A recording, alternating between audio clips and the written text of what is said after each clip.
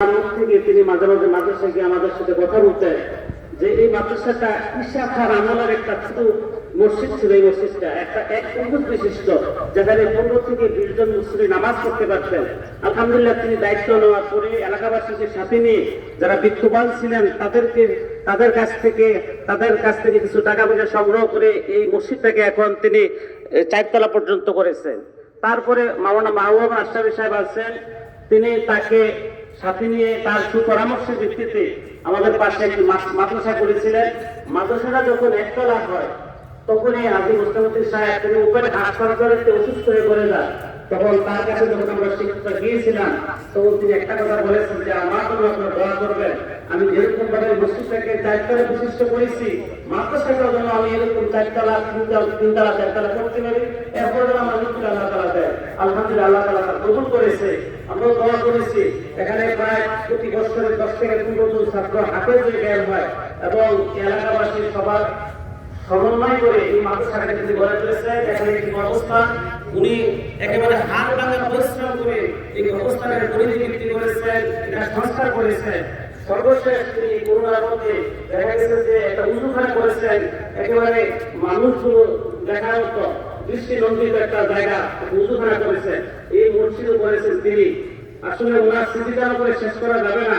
যখন মাসের 25 তারিখ হয় তখন আমাকে ফোন দিয়ে বলে বেতন কি হয়েছে, কারণ আপনারা জানেন যে প্রতিষ্ঠানে কোনো সরকারি অনুদান আসে না, প্রতিটা বেতন দিতে হয় ছাত্রদের কাছ থেকে কালেকশন করে। যদি বলি যে কিছু টাকা শর্ট আছে তখন বলছে যে কেরানি সাহেবকে পাঠিয়ে দেন আমার কাছে, আমি আমার ফান্ড থেকে আমি দিয়ে দিই, পরবর্তীতে আবার দিয়ে দিবেন। এইভাবে প্রতি মাসের 1 তারিখে তিনি বেতনটা দিয়ে দিতেন।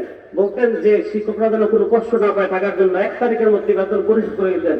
আলহামদুলিল্লাহ হাজী মুস্তাফিজ সাহেব যেভাবে প্রতিষ্ঠানের জন্য থেকেছেন এবং কি শ্রম দিয়েছেন, তার সর্বশেষ এই জায়গার মধ্যে অবস্থান করেছিলেন, বসেছিলেন, আমাদের সাথে বিভিন্ন বিষয়ে আলোচনা করেছেন। আপনারা এখানে উপস্থিত আছেন এলাকাবাসী এবং কমিটি বিন্দু, আপনারা যারা আছেন, আপনারা এই মাদ্রাসা মসজিদ এগুলোকে হাজী সাহেব যেভাবে অত্যন্ত পরিশ্রম করে তিনি এটা এভাবে সাজিয়েছেন, এই সাজানো গুছানো এই বাগানটাকে আপনাদের দায়িত্ব, আপনারা এখানে আরো সুন্দর করে আরো কিভাবে সাজানো যায়, তাহলেই কিন্তু হাজী মুস্তাফিজ সাহেব তার কবরের দিকে তিনি শান্তি পাবেন। আল্লাহ তাআলা আমাদের সবাইকে এই তার সুখাহত পরিবারকে সুখ সহ্য করার জন্য ধৈর্য ধারণ করতে পারে সেই আশাবাদ করে রেখে আমার বক্তব্য এখানে শেষ করছি। আসসালামু আলাইকুম ওয়া রাহমাতুল্লাহ। ধন্যবাদ মাওলানা নাসিরউদ্দিন সাহেবকে। এই পর্যায়ে আমি অনুরোধ করব চাঁদলিনা কাতি দলের সভাপতি জনাব মোস্তফা কামাল ভাইকে 2টি কথা বলার জন্য।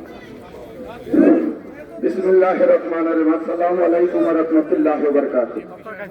মহরম হাজী মুসলিমউদ্দিন সাহেবের মৃত্যুতে আমরা গভীরভাবে শোকাহত এবং মর্মাহত এবং তার বিদায়ী আত্মার মাগফিরাত কামনা করি এবং তার পরিবার যেন ধৈর্য ধারণ করতে পারে আল্লাহ পাকের কাছে সেই কামনা করি। আমরা এই মৃত্যু থেকে অনেক কিছু শিক্ষা নিতে পারি। হানাহানি, কাদাকাদি, মারামারি, জীবন থেকে আমরা দূরে রাখতে পারি। এই মৃত্যুটা হাজী মুসলিম সাহেবের না হয়ে আমার হতে পারত, হাজী মুসলিমের না হয়ে আপনাদের মধ্যে একজনের হতে পারত। তাই আমরা এখান থেকে বিরত থাকা উচিত। আর একটা কথা না করলে হয় না, হাজী মুসলিম সাহেবের সাথে আমার দীর্ঘ 16 বছর চলাফেরা, উনি আমার অফিসারকে প্রতিদিন একটা এবং উনি